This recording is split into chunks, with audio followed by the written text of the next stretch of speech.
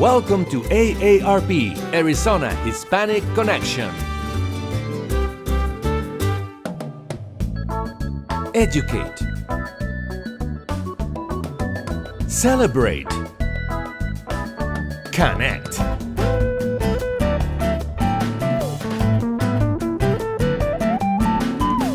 Arizona Hispanic Connection. Good morning, everyone. Good morning. This is David Parra, and our program today is going to be on health, diet, and exercise. And this is AARP, Arizona Hispanic Connection. Thank you for to all of you who joined by radio and also through or by Facebook Live. If you are joining by radio, please know that you can like our page and follow our page on Facebook at AARP Arizona Hispanic Connection. Today, it's an important subject. I always try to get the best guest that I can find, and I think you are that. Thank you so much. We have La Doctora Sonia Vega Lopez once again. This is your second time. That's great. Second time, yes. Yes. And then with you, from both of you are from ASU. You are Hector Valdez. Correct. And you are going to talk to us about a good program that you are. Actually, it's a study, correct? A study. Correct. Yeah, and Yes. we'll get to that in just a Thank bit. you, David. Thank you for having us. Then we have Dr. Nick Vasquez. The first time my boss recommended me to look for you and have you on our show. And you and I have been communicating, and finally we can have you on the show. So thank you so much for joining. Grateful to be here. Yes. And then from Latina Strong. We know you as Latina Strong, but your full name, I believe, is Latina Strong Foundation, correct? Correct. And we have Bo Maraga. Moraga? Yeah. So thank you for being with us. Thank you. And then we have Jenny Quesada, also with Latina Strong. So we have a good team. Welcome. Thank you. Jenny. Thanks for having us. Yes. All right.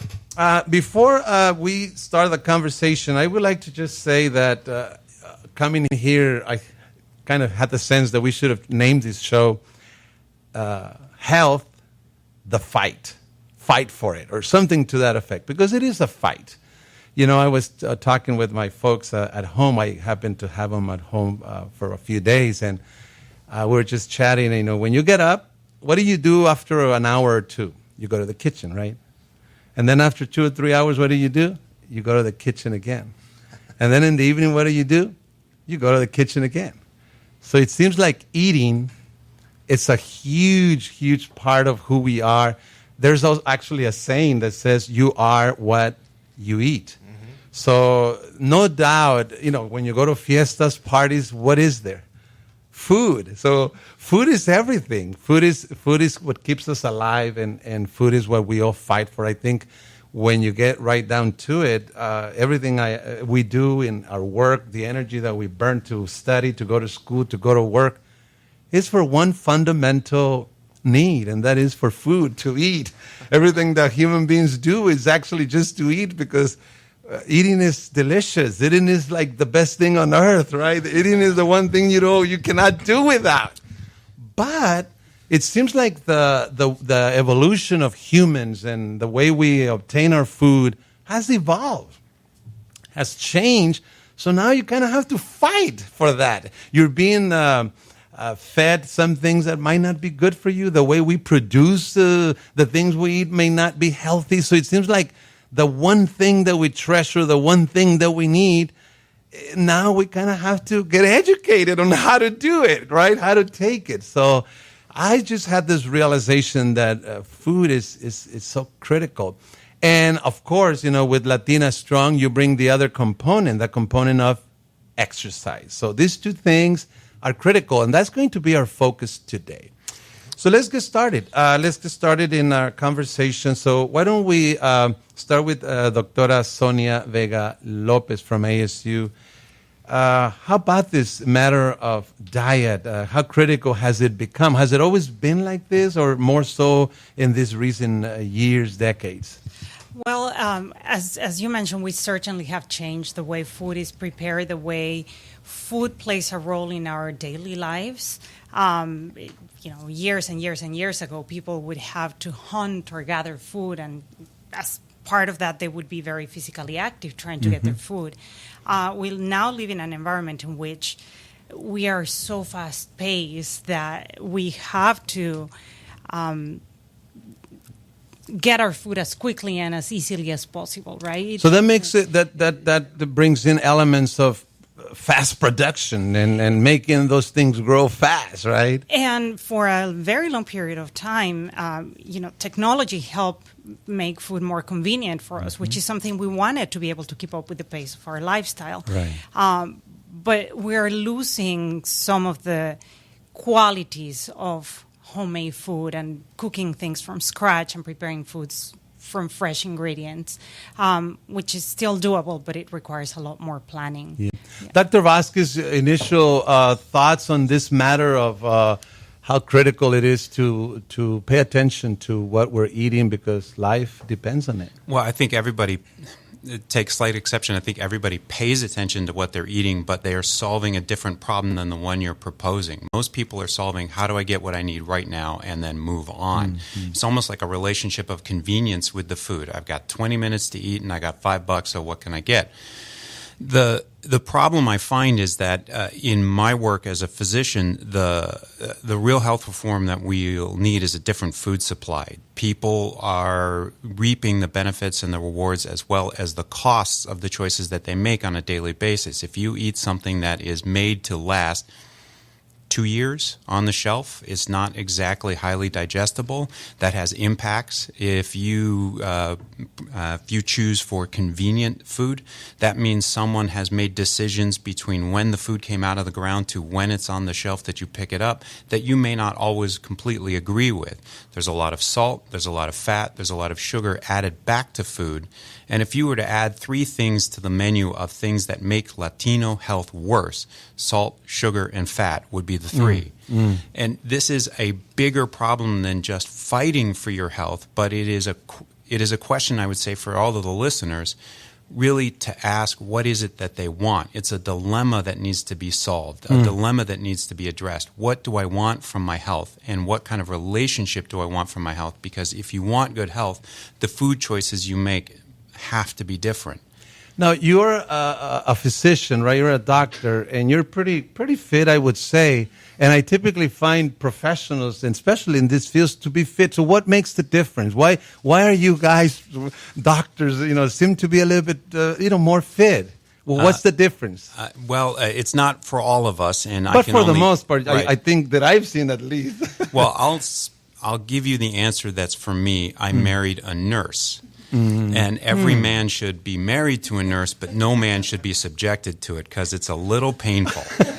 Okay. Now, Latino Strong, I love your concept because, I don't know, it is just very attractive, Latina Strong. And I believe you gather both concepts of the eating and the exercise. Am I correct? And Yeah. can you kind of, among the two of you, tell us, share with us, what is it that you do, and how are you engaging the community in the realm of health, exercise, eating healthy, etc.? All right. Just wanted to elaborate on what he was saying about the dilemma of the food and everything.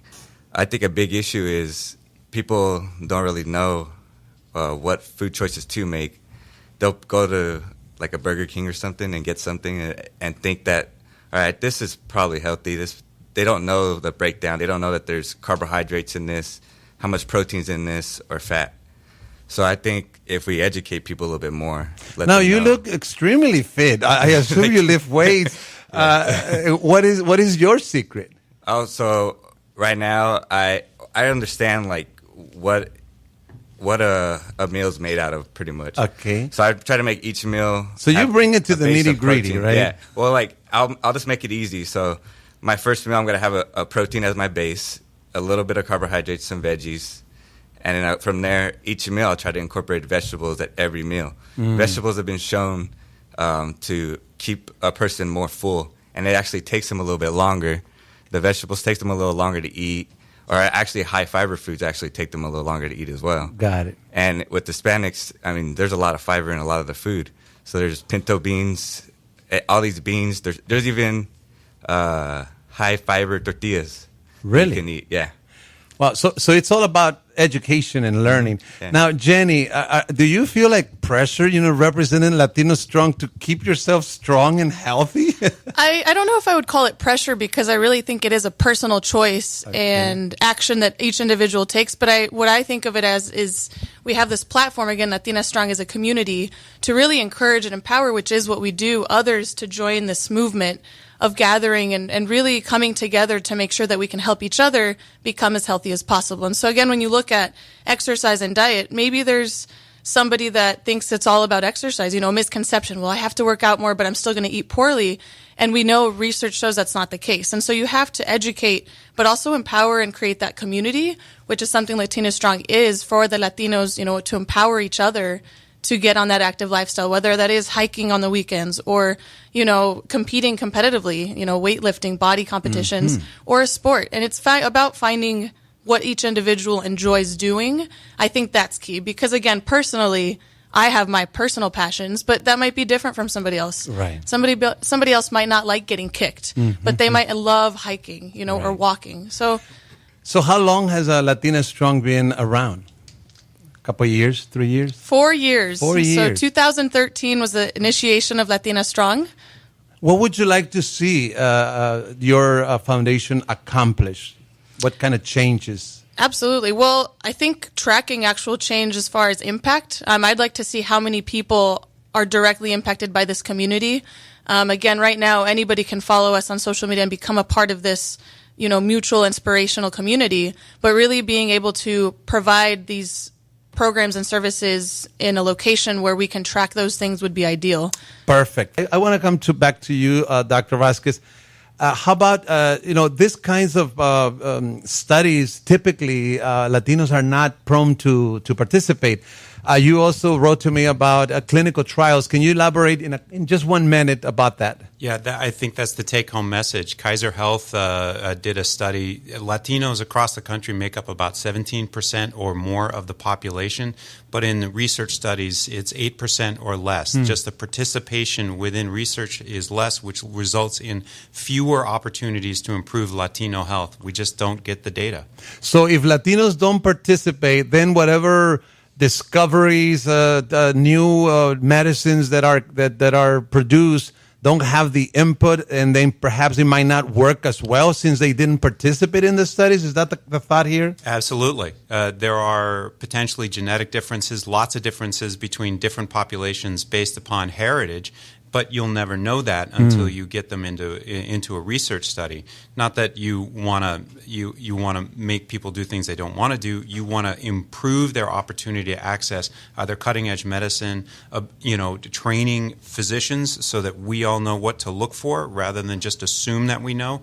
There are untoward benefits. You just really need to have more Latinos in the research population so we can learn what the population needs. If time allows, we'll come back to that point. I think is very important. Man, we're really getting our community, or asking our community to do way more than what we're used to, right?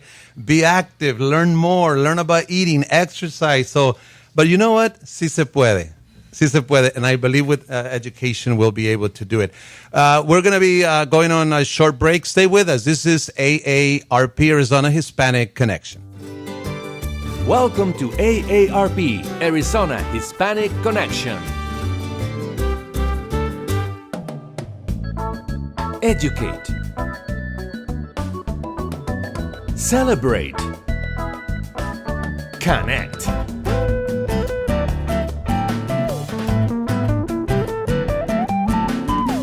Arizona Hispanic Connection. Thank you. Thank you for staying with us. This is AARP, Arizona Hispanic Connection. I'm your host, David Parra, and I am a staff with AARP, and we have great guests today. The subject is health, diet, and exercise. Health is an important issue to AARP and to everyone in the Latino community, so we definitely will continue to address this matter. I want to pose the question, and this, are Latinos, and this could be said of all the people in the country, the world, if you will, but let's just focus on Latinos. Are Latinos in crisis? Are we in a crisis situation? How urgent is it that we pay more attention to this matter of our health, with all the social determinants of health, the generic, the food. I mean, how urgent is it? Anyone? Yeah, sure. I guess I'll take that. I would say yeah. The only reason I say yeah, I hate the word crisis because there are a lot of things that we could pay attention to. Some of the news items today are a crisis, but across the entire population, Hispanics suffer more disease, die earlier, and have more impacts upon their health, are more prone to living with disease because of some of the choices that we make. And I don't always like the word choices because it denotes a sense of personal responsibility. If only you chose differently, you'd have a different outcome. People interact with their environment and are a product of their environment. And so when you look at, let's say, South Phoenix, or if you tour through Chandler, in Chandler where I live, you have lots of grocery stores, lots of, somewhat healthy restaurants, lots of options for health care. If you tour through South Phoenix or other heavy Latino neighborhoods, there's not a lot of urgent care, there's not a lot of doctor's offices, not a lot of grocery stores, there's not a lot of options. You have really a minimum number of options. It's bigger than just personal choice, but we as a society, I think, have a responsibility to address the health of our overall population. And when you look at the social determinants of health, whether we like it or not, race does play a factor. Where you live plays a factor. What you do for a living. In what way does it play a factor? Well, you talked about educate, and I wanted to bring up a broader point. I think it's not just a matter of education, it's a matter of connection. What Latina Strong seems to be doing, and I just met you guys today, is really trying to connect with people and communicate a simple idea that you matter. What you do matters to me enough that I'm going to spend time with you. And that simple intervention does everything, because people, whether it's a Google search or I want to learn more from AARP or I want to be healthier, all it needs to be is a seed that starts at the beginning that I want to be healthier. That's the crisis, to be honest with you. It's not just the rates of conceptual, a little chispa, a little... Let me put it to you this way. Every time I go through the grocery store, everything in there is edible, but only certain things look like food to me. I'm going to pick out what I know. Okay. I'm going to pick out what I'm familiar with. I'm going to repeat certain patterns unless I want to change. If I'm a working Hispanic who never graduated from college, which is patients I'll see, they come in with high blood pressure, and I'm trying to get them to understand high blood pressure. It's not just a matter of the choices that they make, and you need to be more personally responsible, but it's really a crisis of it needs to matter to you, because there's nothing more I can do other than write you a prescription, but you're the one who's going to take it.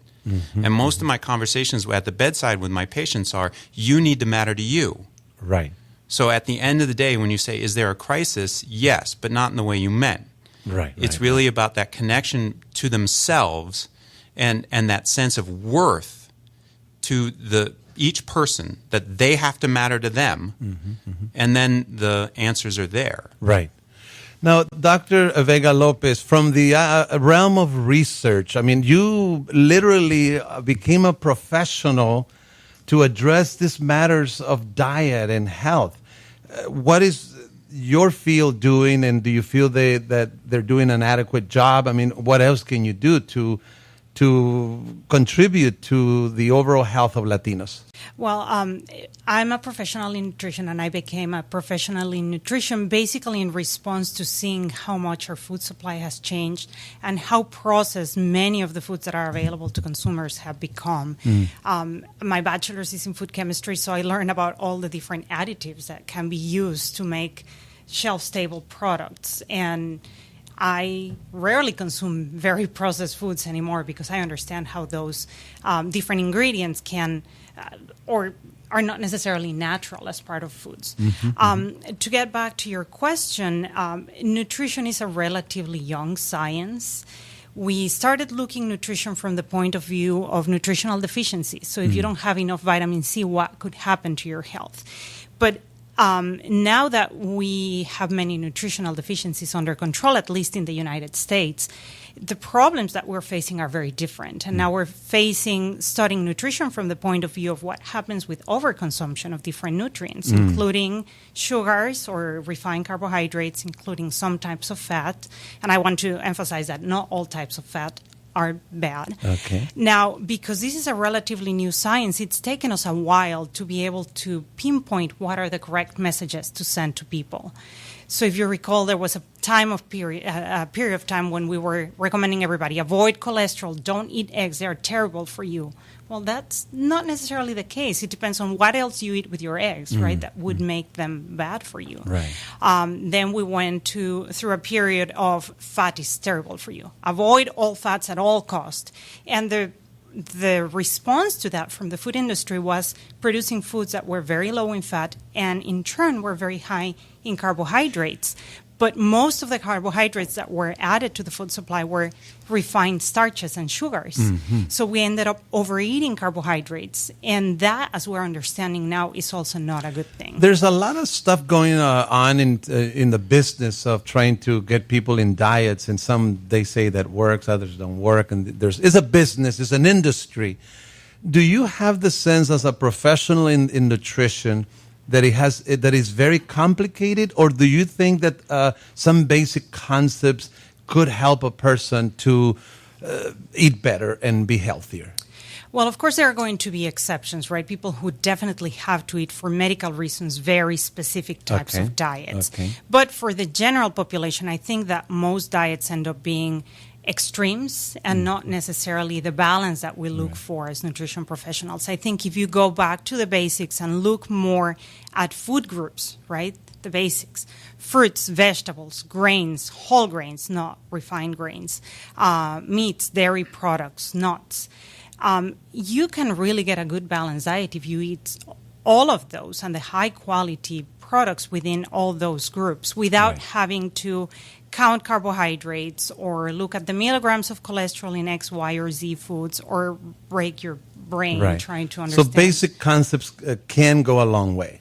Absolutely. Now, in Latina Strong, I mean, you would not have filed to become a foundation if you didn't have some convictions, right? What is the conviction of Latina Strong? How do you view this issue? I mean, you opened up shop, so to speak, with the foundation. So what is the convictions?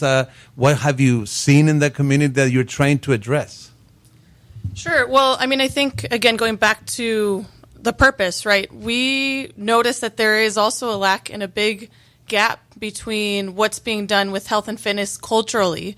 And so, again, I think with Latina Strong, what we're doing is uniting this strong, powerful force and really bringing a community together, which, again, goes back to what Doctor just said, with really taking the time to get to understand who we're working with. And it really is that moment when they trust, again, Latina Strong as an organization, as a community, that we can build those relationships to really make change. That's not just, for a short period of time. We want to make long-term change, long-term impact. And how do you do that? By really understanding your participants, your clients. Right. And so again, for us, it's really just about inspiring and empowering each other. It is, more about behavior change and adaptation and meeting them where they're at. Somebody you can't tell somebody who's never run a mile to start exercising the next day by running a mile. An athlete, sure, okay, we're going to increase your pace. But for somebody who's just who's having a hard time even getting out of the house to walk around, it can be as simple as, instead of going outside today, put your workout shoes on, walk around your house. Right. So taking those little steps and meeting them where they are so that we can actually move forward as a community. Because as an industry, yes, I mean, Latinos, there's a lot lacking for the specific cultural component. And that's where, I think all of us as professionals are trying to address that gap. Yes, we all know exercise is good for us, but what cultural components are a part of that? What if your mom thinks, no, you have to eat this. Te ves muy flaquita. You're too skinny. I'm worried about your health. And it's like, no, Mom, it's lean. It's good. So it's understanding our culture and keeping that cultural respect, but also understanding the research and where we're at. Right. We're going to go on a short break. You're listening to AARP, Arizona Hispanic Connection. We will be right back. Welcome to AARP, Arizona Hispanic Connection. Educate. Celebrate. Connect.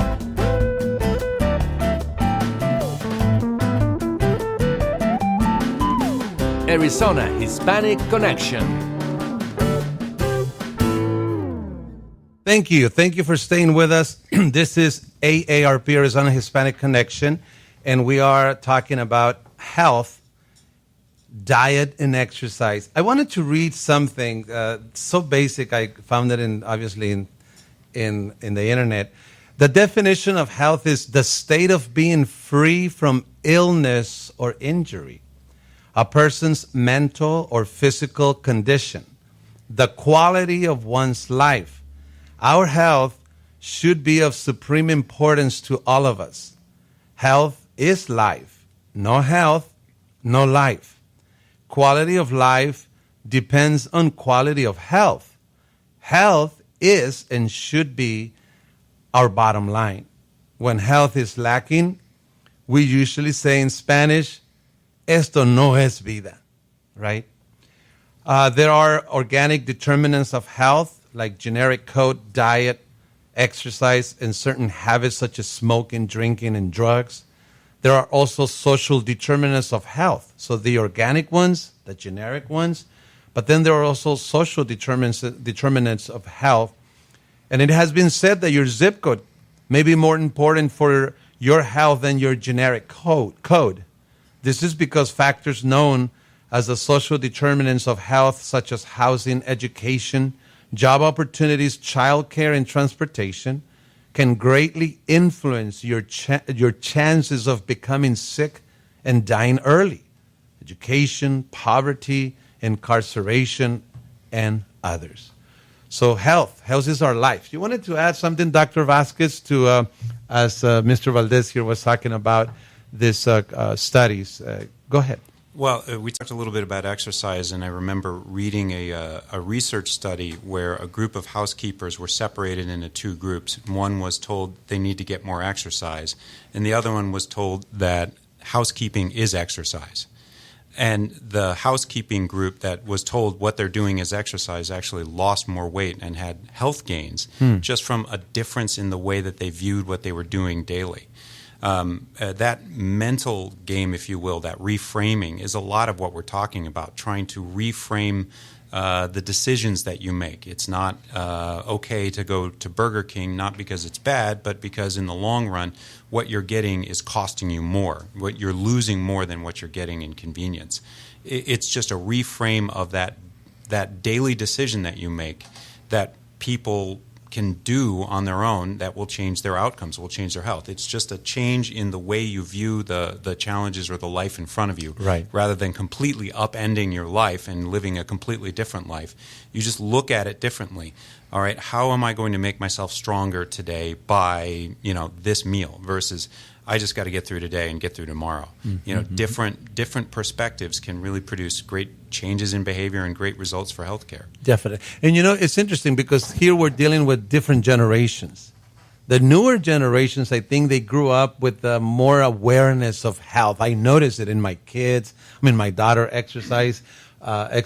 My son exercises. I have a 15-year-old worried about his health and thinking he's getting fat. So there's a lot more information, a lot more awareness. But we're dealing, with a different generation. My generation. I'm in my 50s now, and we think a little different. And then you have my parents' generation. So there's different generations that we see things differently, and the information, the exposure means a lot. You wanted to add something, Doctora Vega Lopez? Yes, a couple of things that were mentioned made me think it's important to comment that really what we want to achieve is quality of life towards the end of our life, right? You talked about wanting to retire, being healthy. If you think about your health, it's impacted from what you do since you were born or what happened to you since you were born. So if we think about eating healthy, it's not about eating healthy for today, but eating healthy so that you can be there for your kids when they graduate. You can be there so you can see your grandkids even when they graduate and get married. So thinking about the future and thinking about all those motivators for you to enjoy things that will be healthy for you. Yeah. It's very interesting. In our home with the Parras, we grew up in Los Angeles, and I think the greatest motivator for our family is my dad. At an older age, he used to be, I'm sorry, Dad, if you're listening, he used to be fat. He used to be big. He used to drink. And all of a sudden, over time, he started just taking eating and exercising like a religion. I am not kidding you. Eating fish, eating vegetables, eating a lot of, and so that became a motivation to the whole family. I don't know how much he motivated me if I needed it, but anyway, I'm engaged. I started to not eat the full plate that I'm served a lot of times at places. I eat half of everything. And it's great. We really eat like twice as much as what we need, So I want to come back to Bo. And Bo, again, you look extremely, extremely healthy and fit. How are you going to keep that? Is that a routine that is doable? Is it difficult? Are you going to sustain that? Can you share with us your thinking? Is it a big effort, or are you going to be able to keep it up all your life? Oh yeah, it's going to be easier for me to keep it up all my life, just because I know the benefits of exercise. It could bring down my cholesterol, keep me away from diabetes. Mm-hmm. Diabetes is one of the biggest things in the Hispanic community. Right. And I work as a personal trainer down the street on 15th Street in Thomas. Okay. And I work with a lot of Hispanics. Mm-hmm. And the main thing is they want to lose weight, but they just don't know how to start.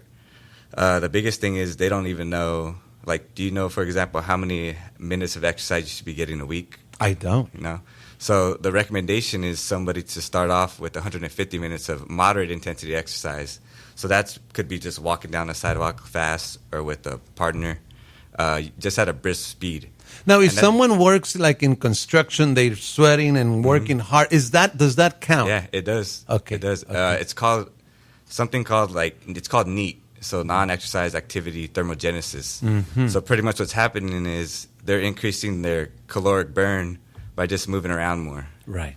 So instead of sitting on the couch, maybe stand up for a little bit, or wash the dishes, try and do something around the house, move around more. Right. The more you move, the more calories you're going to burn. If you like to dance. Yeah, dance. Dancing is great, yeah. Go out to dance with your friends. Now, let me ask you, I don't know if I'm going to put you on the spot. Yeah. Do you feel you are in good health?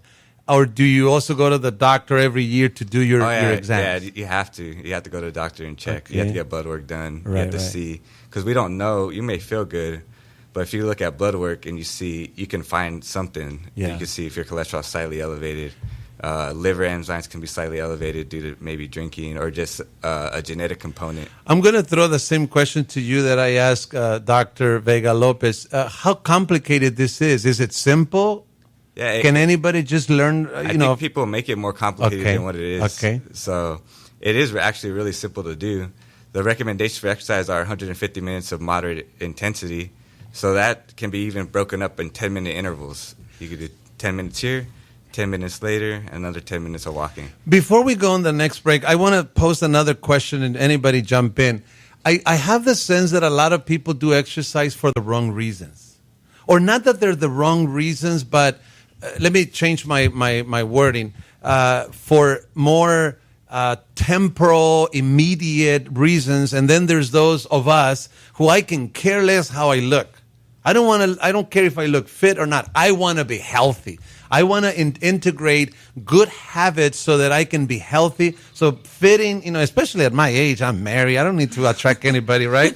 So you see what I'm saying? They're like in the younger ones, maybe they want to look fit and this and that. And then there could be another group they're doing it more for the health. Do you see those two differences? Absolutely. And I think, again, when we look at society and how we're impacted by outside influencers, in 2017, a lot of marketing is done and you're really looking at physical appearance. And so I think, again, for us, those of us that are educated and want to take charge and make sure that we live long and healthy for as long as possible so we can see kids grow up and, our grandkids and, all these different reasons.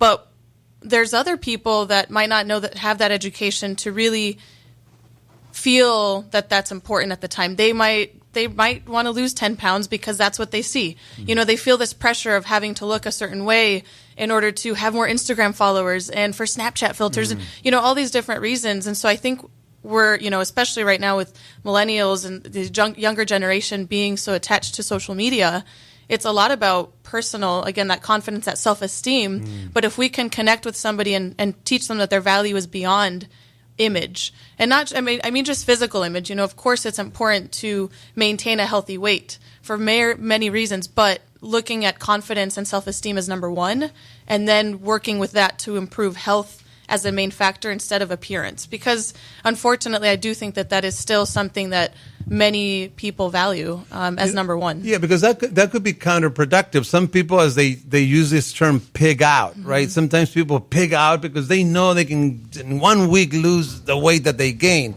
So were you going to add something, Dr. Vega Lopez? What I wanted to add is that there's also research supporting this idea that fitness is more important than your actual weight. So you could be slightly overweight but be very physically fit, and that is perfectly okay as long as you're healthy. I missed that. Can you elaborate just a bit more on that? Sure. It's more important to be physically active so that your heart is in good shape, so that your body's in good shape, regardless of whether your weight may be slightly elevated. It's more important to be fit than to think about your overall weight. I'll double down on that because the New England Journal of Medicine published a really definitive study. The more you can physically capably do, the longer you live. There's a direct relationship between your cardiac, activity capabilities. Can you get up and run, a mile or 5 miles? Can you do that kind of work? Because if you can, your body maintains itself longer. For people who are sedentary, either professionally or just by habit, people who don't have the capacity to get up and be physically active for long, the possibility for sudden cardiac death or developing diabetes or a stroke is much greater. But your fitness and that strength really needs to be seen as health, not just eating right, but in the product of a broader scope. What am I doing with my life? How am I relating to myself? How am I helping myself to be stronger? I think that's the key. It's not that somebody else is responsible for it, because then there's a product that will be marketed to you to try and tell you this will make you healthy. Right. You don't need products. You need an approach. You need a relationship with yourself where you're trying to give yourself good things, and you'll be able to find it after that. But that key, that switch in sort of that mindset is everything. The relationship you had with your dad is what changed. Right, you watched your dad prioritize himself in his health and thought, maybe I should do that. Right. That impact, that dynamic that you get from a positive relationship with a positive role model is incredible. Right. But if people motivate, say, through a sense of lack, I don't look good enough, I need to lose 10 pounds, or, I really need to do this, that builds up over time where all of the gains are lost. It's unsustainable to say, I'm going to go diet and exercise for 2 weeks, and then you lose your motivation and you gain back more weight than you lost because your body doesn't like to lose weight. Your body likes to maintain whatever weight you've been at and will change your metabolism. If you approach it from a positive perspective, that I'm going to help myself get stronger and better, literally you'll find that answer. Yeah. We'll be right back. This is AARP, Arizona Hispanic Connection. Stay with us.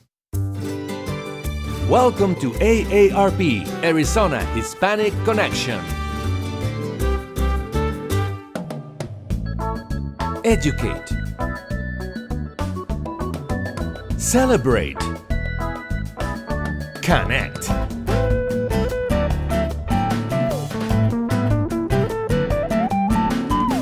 Arizona Hispanic Connection.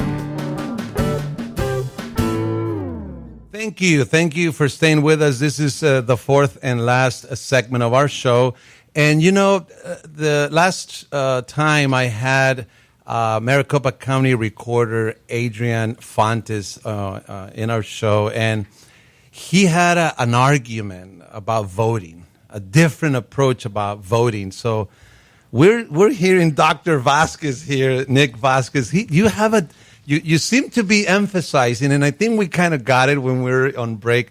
You have a different approach, a different argument as to why people should pay attention to health and what they eat and exercise. Can you share it with us again? Yeah, I mean, I'm going to take a brief tangent. When you say should, it reminds me that should is a term that I often use when I'm in denial about something. Okay. Should is when I say I should work out more, but I don't, and I don't for a reason. The reason is internal, whether or not I value that time to do working out or something else. That battle, that internal struggle over what do I value is the key. When I have a bedside conversation with someone about their health or about their health habits, about quitting smoking, no one I've ever talked to said, I had no idea that smoking was bad for me. Thank you for telling me. I am going to now quit. Every single smoker I've ever talked to understands that it's bad, but they don't feel that they can either quit, or the relationship that they have with nicotine is really so powerful that even though they want to quit, they kind of don't see another way. And what we're dealing with is people medicating emotions. We medicate emotions in a lot of different ways, whether it be alcohol or food or tobacco or certain habits. All of us have stress every day, but we'll perceive that stress less if we're physically active, if we do things where we feel like we're making ourselves stronger. The heart of much of my conversations with patients, and I think much of the whole idea of motivational interviewing, which is what I learned when I was in residency, when to try to change someone's behavior, you do a motivational interview and you ask a simple question: why don't you matter to you? Wow, that's an amazing. What is it about sentence, you that doesn't concept. matter? What is it about you and your health that you prioritize work or other people or money? So are you saying that if people ask themselves that questions and deal with it, that's going to generate a change that maybe nothing else could? Absolutely. I feel that's the central question. You're faced with a world where you have endless amounts of information. You can one Google search away and you can find information on almost everything. People lack a relevancy. Why should I care about this information? The smoking cessation stuff, it's not new to them. But they had that information, they're not acting on it, and there is an emotional reason why. People are emotional first and their behavior is rational second. And that emotion is brought on by what you were raised with, what your experience is, how you have chosen to handle the challenges in your life, but also the people around you. We all like to think we're individuals, but it's not that. We're individuals designed to adapt to the environment that we live in. So if you're surrounded by people who are equally unhealthy, you talk about the zip code, that has an impact. Do you think that in our history, with all the music, about drinking and all that, can that have played kind of a part in our thinking? And well, it did for maybe everything. No, it did for my grandfather, a little bit of but everything. It wasn't the music. It was that he grew up at a time when his definition of a man was someone who could drink, carouse, party, and play cards. But as he got older, that didn't quite work for him. That changing in his own mindset was really difficult. And you talk about Latino males, getting people to conceive of themselves differently is a real challenge. But once you do, it's incredible to see the changes. It happened in you and it happened in your family, and you've got a multi-generational benefit from it. Whether it be education or whether it be somebody who in the family who sort of leads the charge and gets everyone's awareness greater, that can make a big impact. But really, at the end of the day, if you want to be healthier, you just ask yourself, do I matter to me? Right. How much time do I spend? That's an amazing argument. And before I come back to Dr. Vega, I just want to give credit to my wife, because at the end of the day, my wife is the mera, right? I also wanted to add that I started this program talking about health being a fight, but I honestly believe that it doesn't have to be a fight. Okay. There are things that we can enjoy and make them become part of our lifestyle that will impact our health in a positive way. You guys are athletes, and that has been part of your life, and you enjoy that. You don't need to get to that level to get benefits of being physically active, as we've mentioned It could before. become more of a normal daily routines, habits that Correct. can make a big difference. Correct. Now, I also appreciate that there are people who are extremely busy, who may need to work 2 or 3 jobs to provide for their family. Lifestyle gets very complicated. I do get that. But it's finding those tidbits of time where you can actually make things differently to be a bit more physically active or eat better. And when I think of a fight, I mean the person who has to go to work and they have to fight to cook at home or not cook and buy and eat outside. Those are big decisions, and it's a fight to spend the time, and sometimes you just lose the fight and just forget it. I'm not going to cook today. I'm just going to go to, It is a fight. It's very practical because now we work so much, the hours, and we're running around.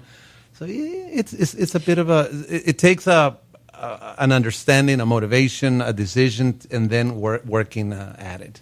Correct. The environment is set up so that it is not easy to make the choices we would like to make, right? Mm-hmm. But what I'm trying to say is try to get the positive side of things and actually get to do the things that are enjoyable to use. I have a thinking that a lot of times, like in Latino fiestas, we want to please people by having volcanoes of food. There is that kind of a sense that if I want to take care of you, I have to feed you, and I have to feed you like lots of food.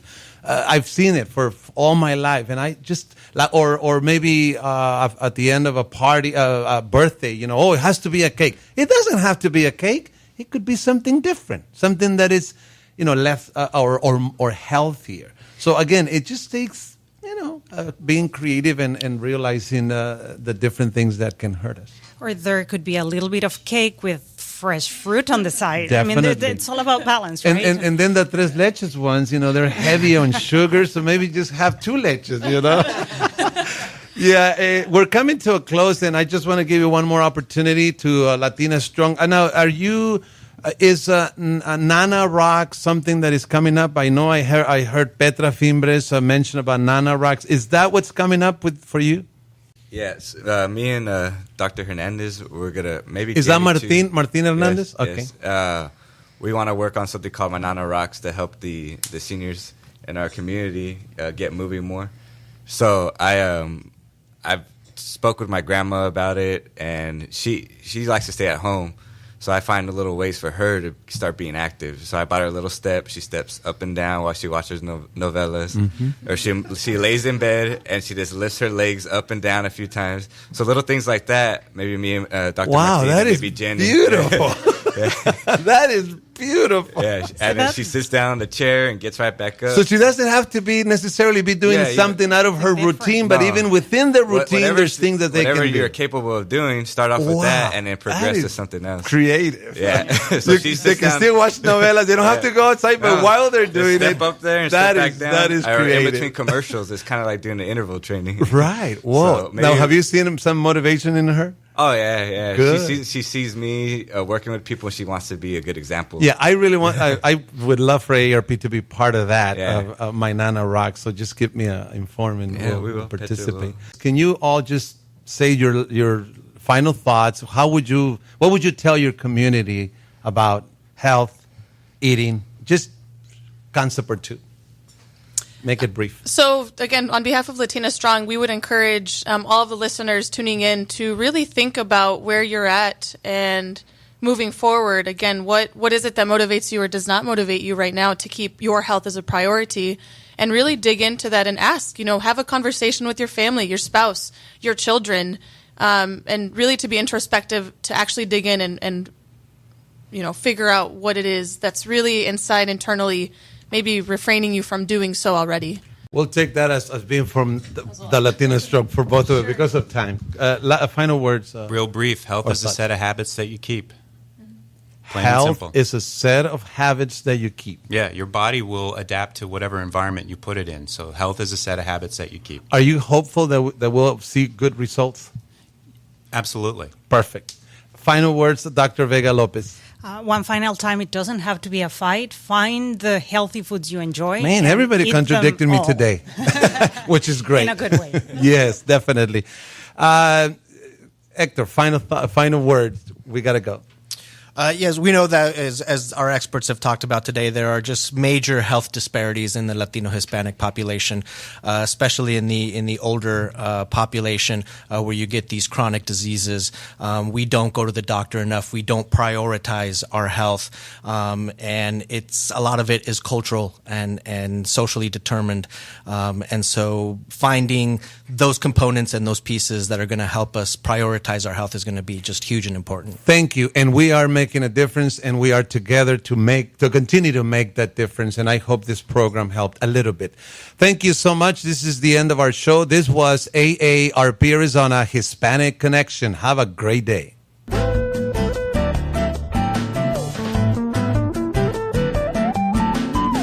Arizona Hispanic Connection.